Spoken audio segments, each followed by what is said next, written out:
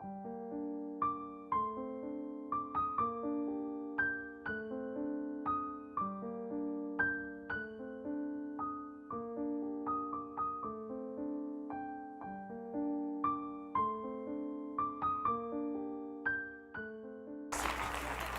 ¿qué les digo?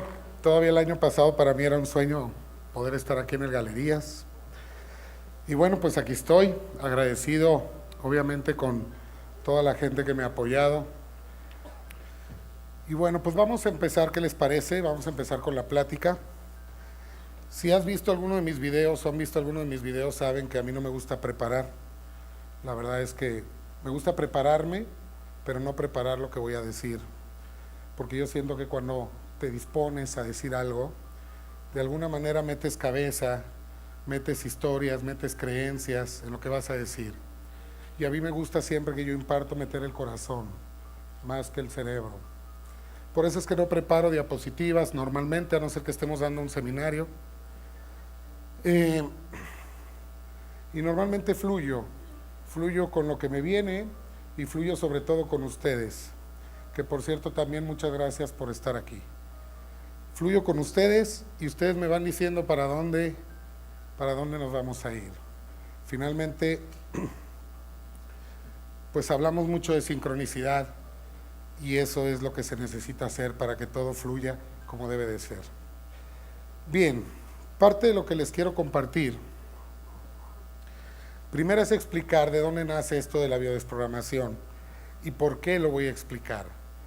Primer punto, es muy importante que nosotros de alguna manera ingresemos esta información a nuestro cerebro para que nuestro cerebro se empiece a familiarizar con todo esto, con todos estos descubrimientos que bien ha hecho el doctor Hammer, en paz descanse, el año pasado, murió. Y es importante que hagamos esta introducción de esta información a nuestro cerebro, porque pues somos más bien nuestro cerebro es bien una computadora súper poderosa, jamás creada o sea, no hay una computadora en el mundo igual a nuestro cerebro, creada por nosotros mismos, dudo que exista.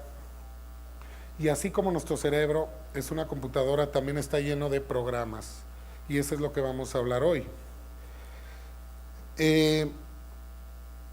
¿Por qué enfermamos realmente? ¿Por qué somatizamos?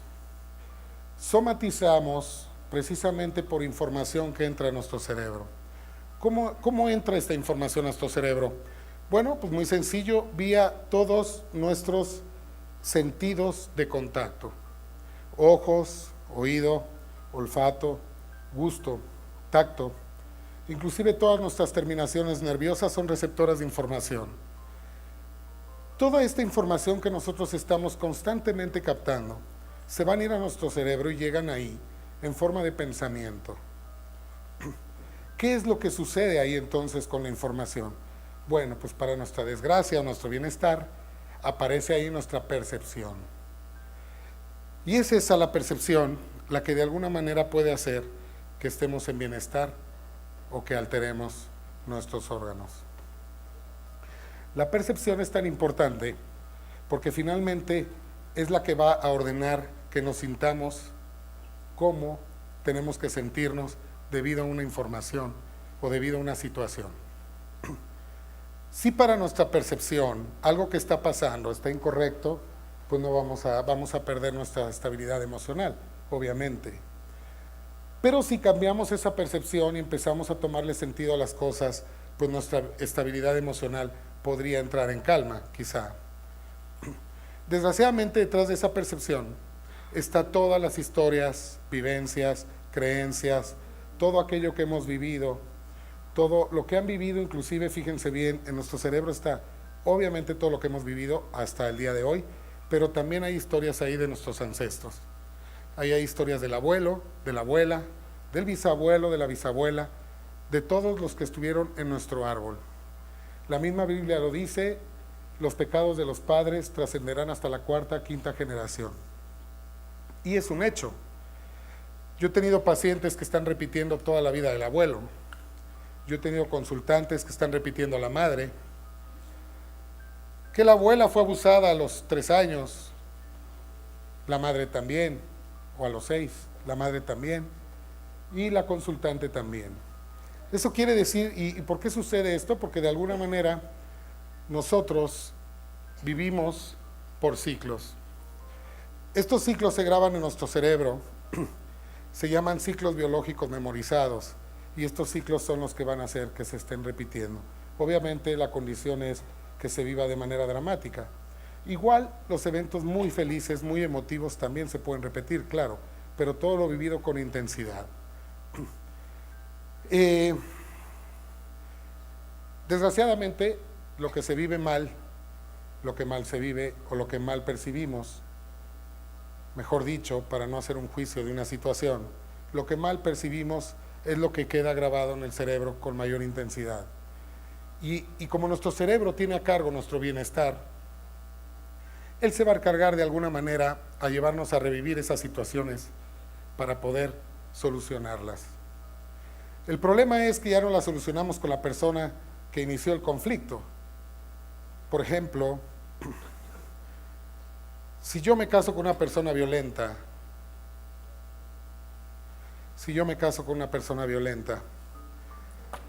o más bien tengo relaciones violentas una y otra vez, lo que normalmente pensamos es que pues la mayoría de la gente es violenta y que bueno, ahí están, y pues cómo hacer para esquivarlas si ahí están.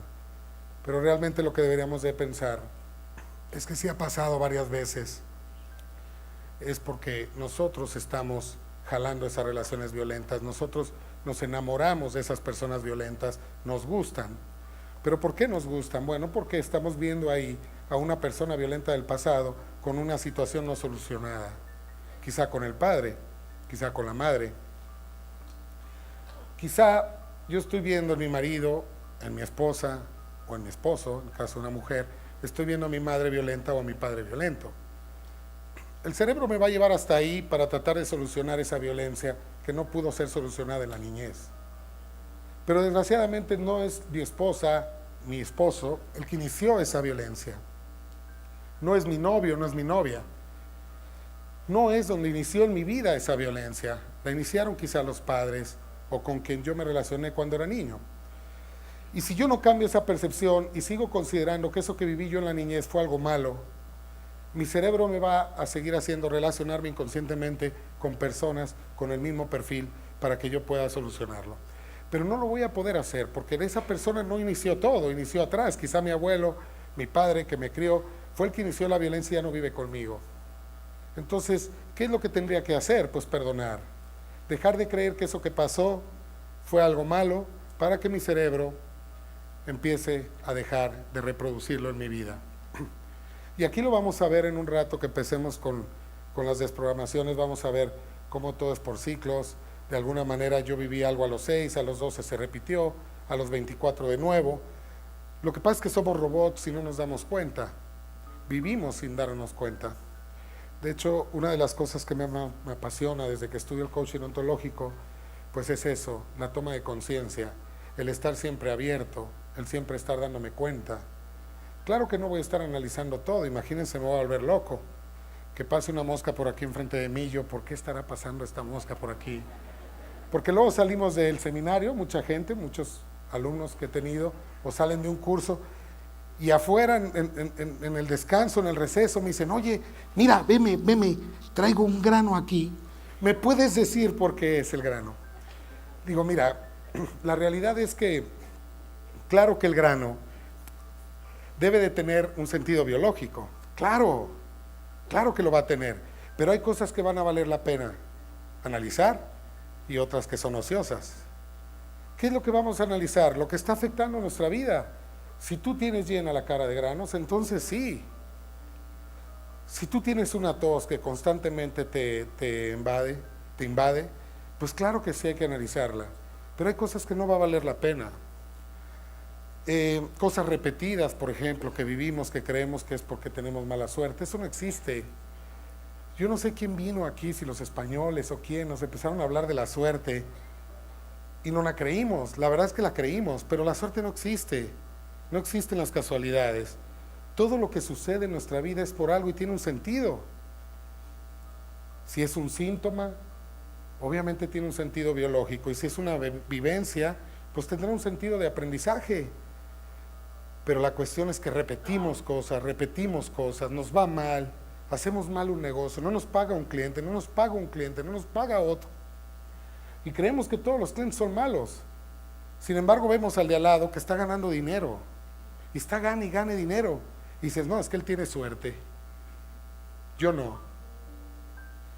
Como si, no sé, como si Dios estuviera aventando ahí arriba la suerte, y hay gente que le cae y hay gente que no le cae. Y realmente no es así. Uno realmente genera.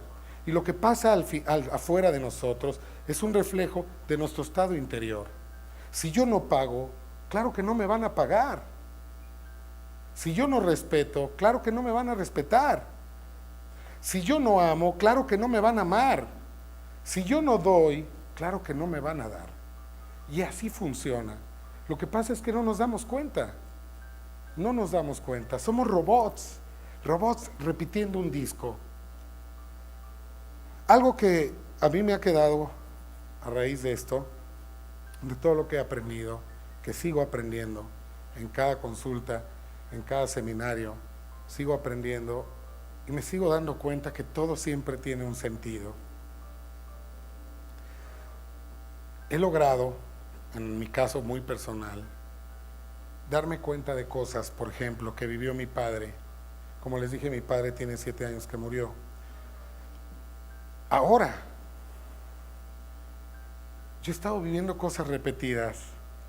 Me doy cuenta que es un exceso lo que estoy viviendo, como que es demasiado encontrarme una persona siempre al hotel donde voy, sentada, fumando un puro, un cubano. Y entonces empiezo a investigar dónde está ese cubano. ¿Y qué creen? ¡Pum! Lo encuentro en la historia de mi padre, a la edad mía. Les voy a poner un ejemplo. Cuando en uno de los módulos que tomé con Henry Corbera, me sorprendió mucho que llegué con la presión a la Ciudad de México, con la presión alta, al grado, a mí no me había subido la presión, al grado que se me dormía la mano. La presión sube cuando hay un miedo inconsciente quizá a que la familia se divida, y eso va a hacer que te suba la presión. Lo único que me podría preocupar en ese viaje que yo hice con Enrique es que iba a estar yo 7 días a 8 fuera o lejos de mis hijos. Pues esa es una división de la familia, obviamente.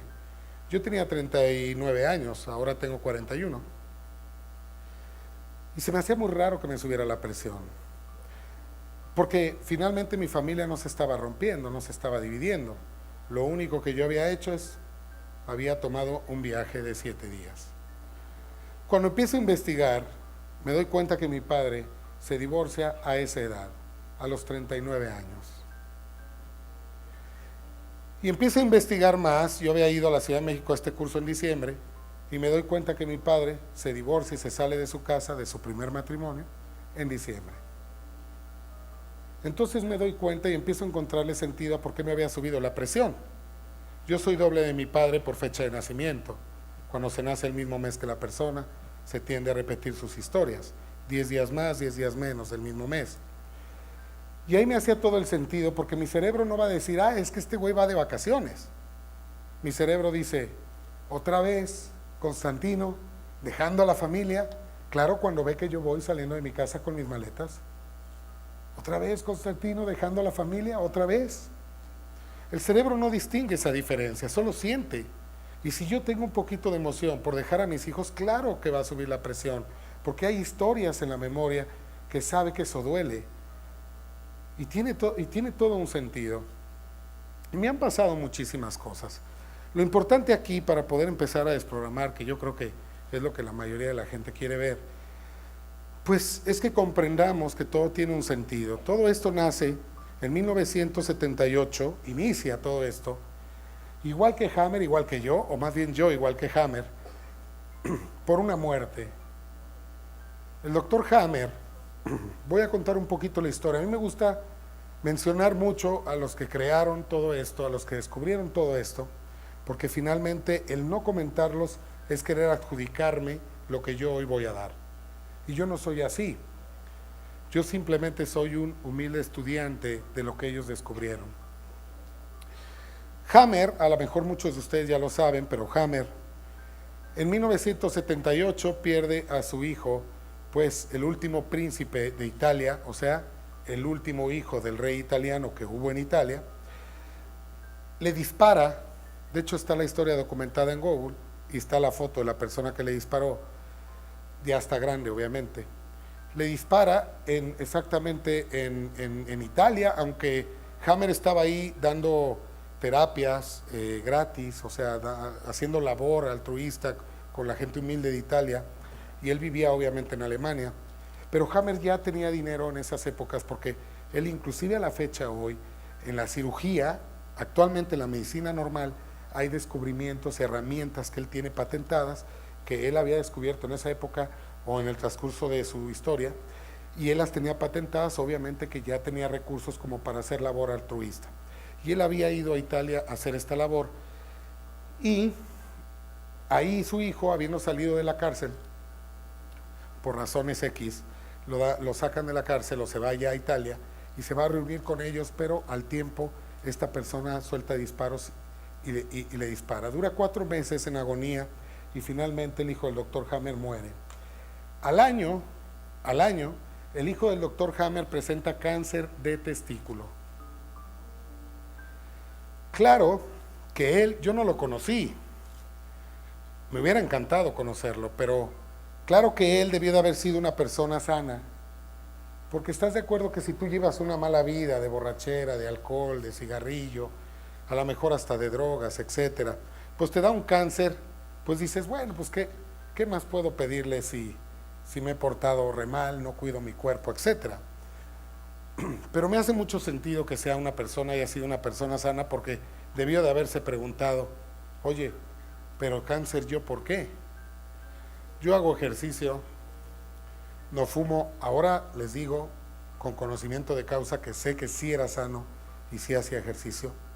Claro que murió gordito, murió ya gordo, pues después de la pérdida de su hijo, obviamente, pero era sano, hacía ejercicio y dice, bueno, ¿por qué? Claro que si tú vas con un cáncer de testículo con el doctor y le dices, oiga doctor, tengo cáncer de testículo, pues te va a decir que sí, que te va a dar una quimio, lo que sea, pero no te va a explicar por qué. Si tú le preguntas, doctor, ¿por qué tengo yo cáncer de testículo? Pues no te va a saber explicar. Quizá te pregunte, ¿fuma? Y le voy a decir, sí doctor, pero fumo por acá. En dado caso debería de tener cáncer de pulmón. Hammer de hecho demuestra que el cáncer de pulmón no es el causante, no es el cigarro el causante del cáncer de pulmón. Lo demuestra. Hay mucha gente de hecho que no fuma y tiene cáncer o efisema pulmonar y nunca ha fumado. Yo tengo una tía que le han diagnosticado efisema y le dijeron que era porque vivía en el centro y que porque hay muchos camiones con smog. Claro que si te preguntas tú, y somos un poquito, usamos nuestra lógica, decimos, ¿y la gente que vive en la Ciudad de México tendría toda cáncer de pulmón? O de testículo quizá. Y si tú no fumas y le dices a esta persona, es que yo no fumo, al doctor, pues te va a decir, ¿y tu papá? Pues mi papá sí fumaba, doctor. Ya ves, te dije, ahí está, por vivir con un fumador tantos años, tú tienes cáncer de testículo. Doctor, pero nunca lo conocí. ¿Cómo? Sí, es que yo nunca viví con mi padre. Realmente mi padre nos abandonó. Estuve con él hasta los 5 y mi mamá me dice que fumaba como chacuaco, pero yo ya no lo volví a ver. Ah, caray. Quizá te diga, bueno, ¿y su abuelita cocinaba con carbón? Así es. O va a acabar diciéndote quizá que la estadística es la culpable. Que te diga 1 de cada 10 personas tiene cáncer de pulmón o de testículo. Pero eso no explica tampoco. Eso no lo explica. Hammer no le hace sentido. Lo que sí le hace sentido es que quizás su cáncer de testículo tenga que ver con la pérdida de su hijo. Porque finalmente los testículos son los que crean, ustedes saben, el aparato reproductor donde puedes darnos la posibilidad de tener hijos. Y Su esposa también presenta cáncer de seno izquierdo, lo que me hace un sentido que era diestra. No la conocí tampoco, pero su síntoma me dice que era diestra, porque si no le hubiera aparecido en la derecha, aparece en la izquierda, que es donde una diestra amamanta a los hijos, del lado del corazón, un diestro. Un zurdo lo va a hacer del lado derecho, una zurda.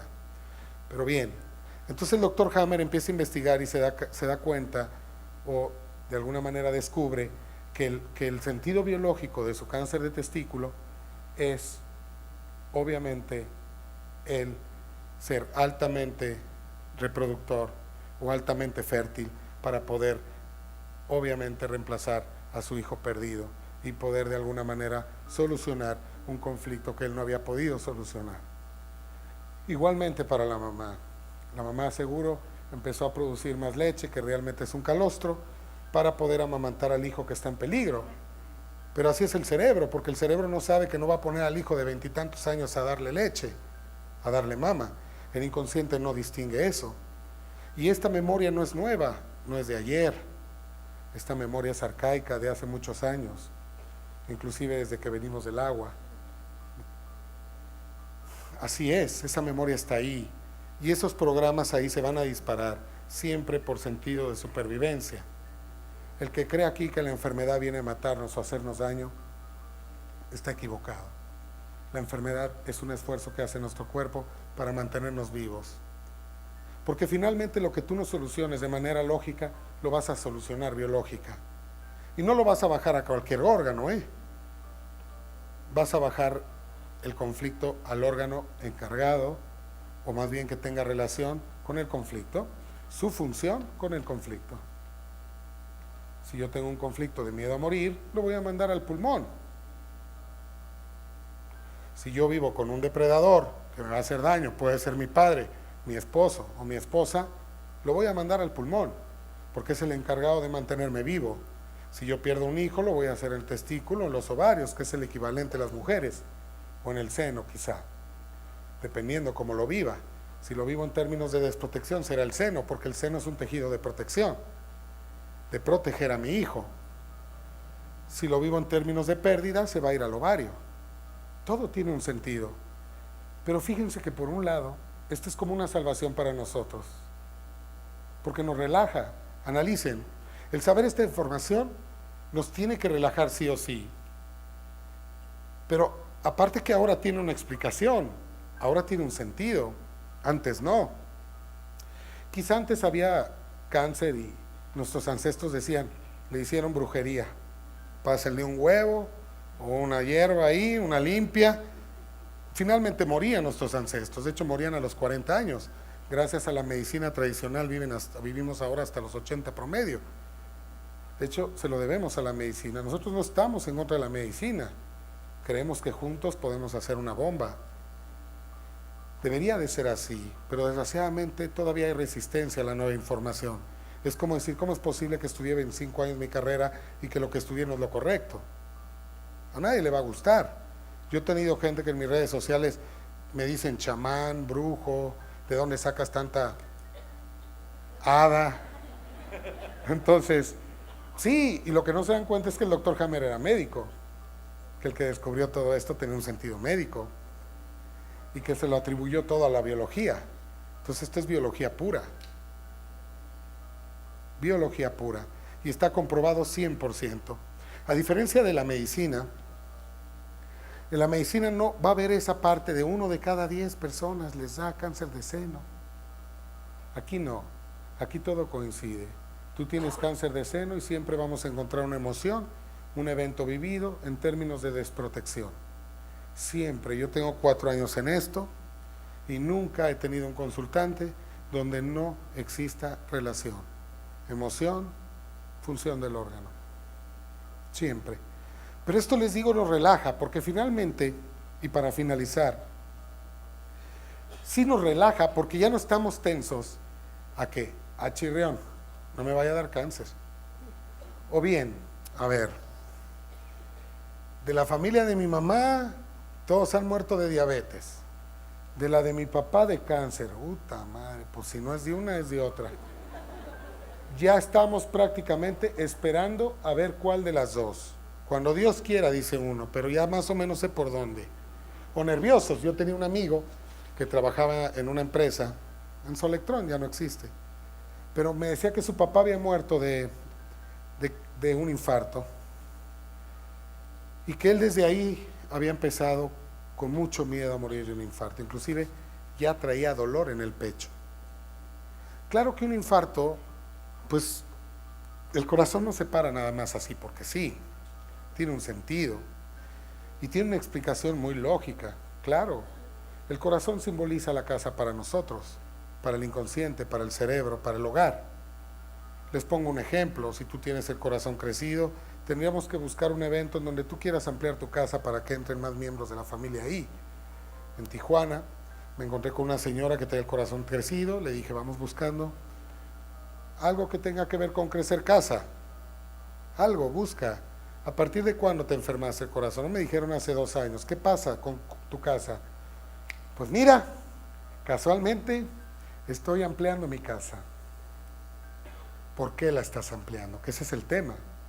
La estoy ampliando para que mi mamá, bueno, mi mamá que no es mi mamá, pueda irse a vivir conmigo.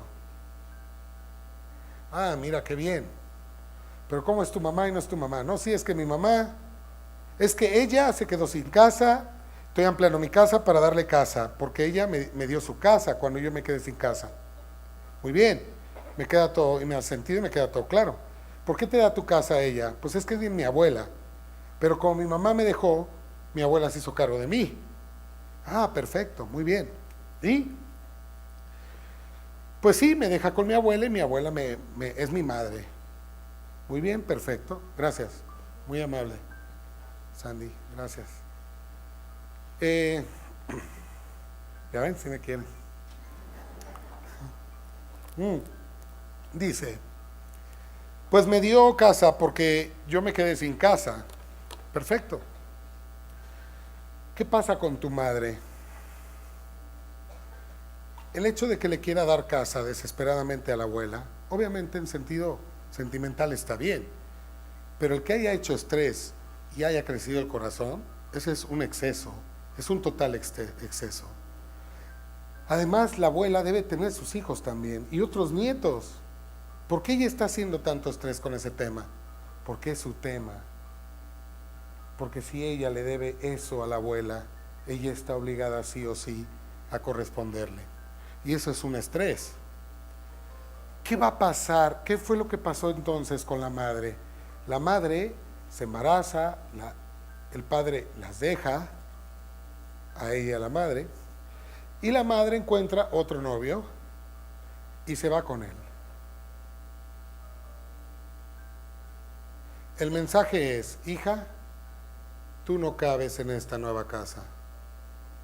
Con el nuevo novio, ya no cabes. Y eso es el corazón crecido. Y así cada enfermedad tiene una relación con una emoción, con un evento vivido de manera dramática. Del tamaño del síntoma queda claro, del tamaño del síntoma es el drama vivido. No es lo mismo una enfermedad pequeña, un catarro pequeño, a quizá tener un cáncer. El cáncer viene siendo el estrés más grande. Bien, pues les quiero decir que vamos a empezar a desprogramar. Sí quiero comentarles algo muy sencillo. Pueden hacer preguntas también, pero podemos desprogramar quien quiera, nadie está obligado. Es importante que estén totalmente de acuerdo en lo que van a compartir. No hay necesidad de compartir cosas íntimas, cosas muy personales, no hay necesidad de eso. Pero si quieres hacerlo está bien, porque de hecho por eso enfermamos, porque nos callamos cosas. Por eso subimos de peso, por eso se nos cae el pelo, por eso nos da gripa, porque callamos. Todas las enfermedades tienen que ver con cosas que te callas. Lo que no expresas se programa, se codifica. Y es la biología entonces que lo soluciona porque tú no has podido hacerlo. ¿Qué es lo que yo recomendaría para tratar de no enfermar o intentar de no enfermar? Primero, pues hablar lo que sentimos, expresar. Y en el caso de un cáncer, tratar de arreglar los conflictos de manera rápida, porque mientras el conflicto esté activo, la masa seguirá creciendo dentro de nuestro cuerpo. Hasta que no solucionemos el conflicto, entonces la masa se enquistará o serán los microbios encargados de deshacer esa masa. Puede ser vía una tuberculosis quizá, porque la tuberculosis no nada más existe en el pulmón, puede ser en otras partes del cuerpo, cuando se quiere sacar esa masa. Y cuando vemos las cosas así, entonces nos damos cuenta que nosotros podríamos generarnos un cáncer, pero también nos damos cuenta que podemos nosotros evitar un cáncer. Pero siempre va a tener que ver la percepción y darle un sentido positivo a lo que vivimos, siempre va a ser así.